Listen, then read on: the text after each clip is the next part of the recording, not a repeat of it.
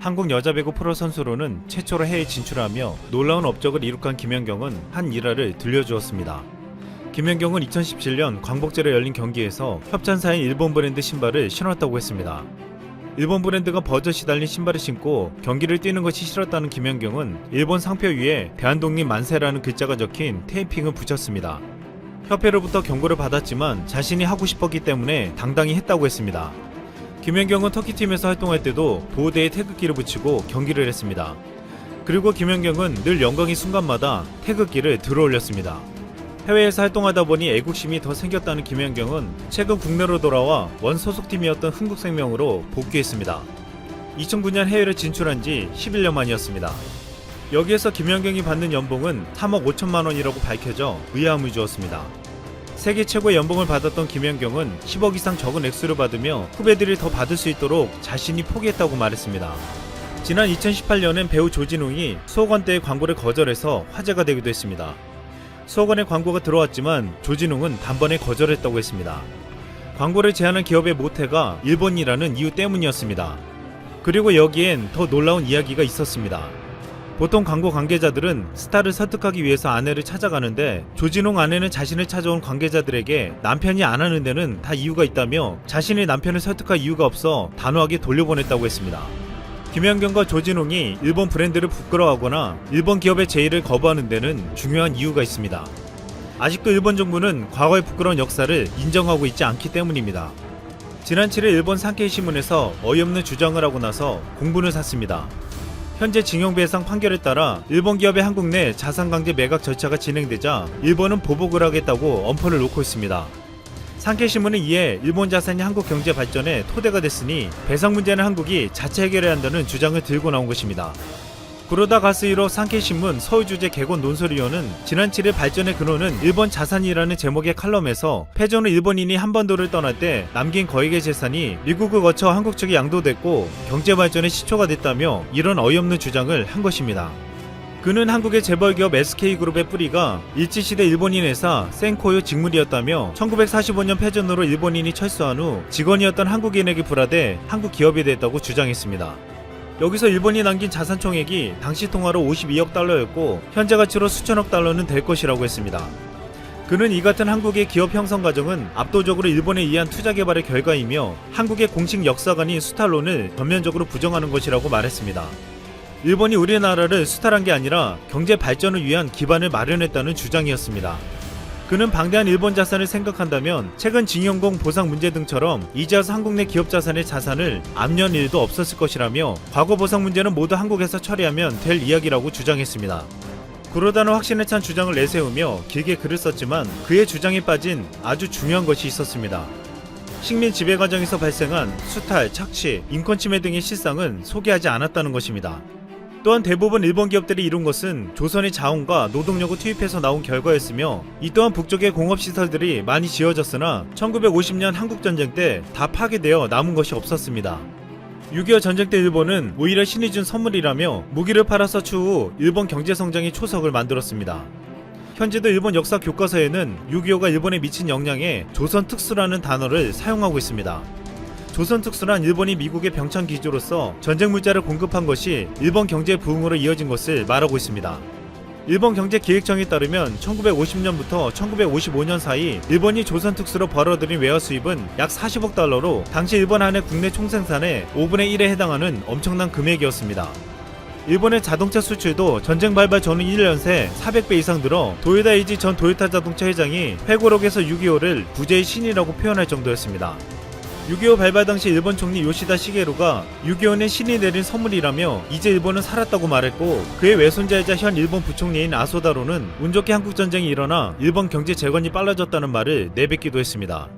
결국 일본은 한국에 36년간 식민 지배를 해서 온갖 것들을 수탈해가고 인권을 유린하며 씻을 수 없는 고통을 안겨줬음에도 또다시 6.25 전쟁으로 한반도가 폐허가 될 때 자신들은 무기를 팔아서 부를 잃었다고 좋아했습니다. 그래놓고 일본이 남겨준 것들 때문에 한국이 부유하게 되었다는 거짓말을 늘어놓고 있습니다. 게다가 일본은 오랜 세월이 지난 지금까지도 과거 역사를 부인하고 일본 강제징용 피해자들에 대한 보상을 하지 않으려 하고 있습니다. 한국 정부는 한국 전쟁이 발발한 지 70주년이 되는 해를 기리며 전 세계를 덮친 바이러스를 전쟁과 같은 재앙으로 여기고 한국전에 참전했던 국가들과 용사들에게 은혜를 보답하고 있습니다. 22개 나라에서는 한국이 전한 마스크 100만 장에 자신들을 잊지 않는 한국에 대한 고마움을 표현하고 있습니다. 과거의 역사를 대하는 한국과 일본의 태도는 정반대였습니다. 한국은 은혜를 입은 과거를 잊지 않고 갖고 있으나 일본은 부끄러운 과거를 억지로 왜곡하고 스스로 지우고 있습니다. 나치에 의해 수많은 유대인이 희생된 아우슈비츠 수용소에는 이런 글이 적혀 있습니다. 기억하지 않는 역사는 되풀이된다. 철학자 조지 산타야나도 이런 말을 했습니다. 과거에서 배우지 못한 사람은 과거를 되풀이한다. 이상 쓸모왕이었습니다.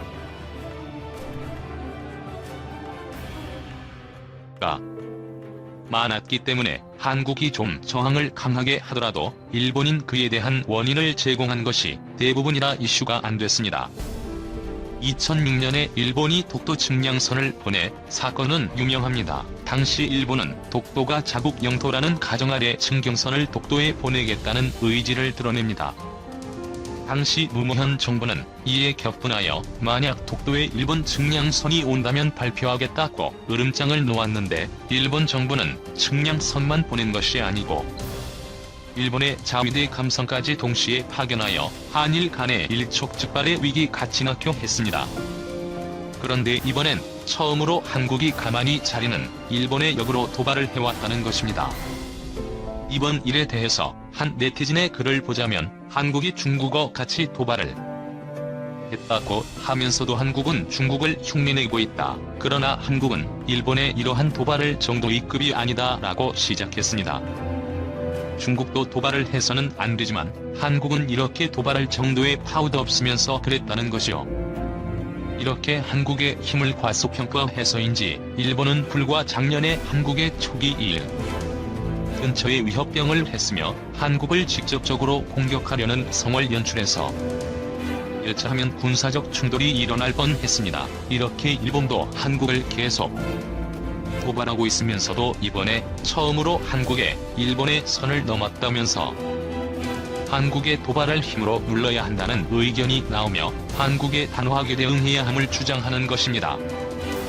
한편 최근에 있었던 초계기 사건은 이번 측량선 사건에서도 일본에서 언급이 되었습니다.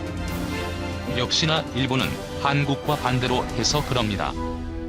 당시 한국 부담에서 북한의 어선을 구하려고 레이더를 발생했는데 일본의 자위대 비원 초계기가 자신들에게 화기를 발사하려는 레이더를 써왔다며 초기암에 근접 비행을 한 것인데 한국 국방부는 확인 레이더를 조사한 적이 없다고 한 것입니다. 당시 한국 국방부 윤일본이 유거는 주파수를 기밀 관계상 끝내 공개하지 않았습니다. 바로 이 점을 들어 한국이 자신의 잘못을 인정하지 않고 잡아떼려고 한다는 것입니다. 따라서 한국은 초계기 때처럼 이중 플레이를 하고 있다. 분명 일본의 바다인데 자신의 바다라고 우긴다며 절대 그대로 두면 안 된다는 의견이 나오는 것이지만 네티즌은 이대로 두었다가는 대화도 역시 한국이 자기들 땅이라고 우기는 사태가 나오며 또 다른 형태의 도발이 나올 것이다 라고 말했습니다. 또 다른 네티즌은 과연 화이트리스트에서 배자기를 잘까? 더 심한 제재를 해야 한다며 한국의 도발을 무겁게 여기고 단호한 대응으로 운수한다는 글을 올리게 되었습니다. 이 뉴스는 한국에서는 크게 다루어지지는 않았지만 일본에서는 매우 중요하게 보도되었는데요. 그것은 한국이 일본에 든 어떠한 도발도 모터 드로싹을 잘라야 한다는 의견이 압도적으로 많기 때문이었습니다. 과거부터 일본 보시파 의원으로부터 제기되어 온 힘의 우위가 일본에 있으므로 한국에 대해서는 절대 빈틈없이 강하게 대처를 하는 주문입니다. 그러한 흐름은 최근에도 확인이 가능한데요. 최근 일본은 유네스코 문화재를 세계유산으로 등록하면서 한국의 약속을 쉽게 저버렸습니다. 이것은 한국에는 그래도 된다는 힘의가 작용한 하나의 전형적인 모습인 것입니다. 게다가 여기에 이제 일본은 외세에 대한 신동이 매우 날카로워져 있는 상황도 부착됩니다. 최근 중국은 일본의 생각 혈도를 점점 더 빈번하게 침범하는 상황이 나오고 있습니다. 정도의 날씨라고 시작하면서 또 한국에서 또 다른 뜨거운 뉴스를 몰고 왔다면서 한국 뉴스를 헤드라인에 올리고 있습니다. 각종 포털 역시 한국이 일본에 경고를 했다면서 관련 뉴스를 집중 보도하고 있는 모습이 나오고 있습니다. 교도통신 보도에 따르면 16일 오전 4시 20분께 MSC 마서쪽 약 141km 세상에서 한국 해경 선박이 무선을 통해 영어로 한국 태역에서 조사하려면 동의 허가 필요하므로 조사 활동을 중단하세요라고 요구했다는 것입니다. 내시와 서쪽 약 141km 지점은 제주도 남쪽 해상인데 일본의 헤이오가 증량 활동을 하는 고들 한국태양경찰청 선박이 조사 활동 중단을 요구해와도 발표한 것입니다.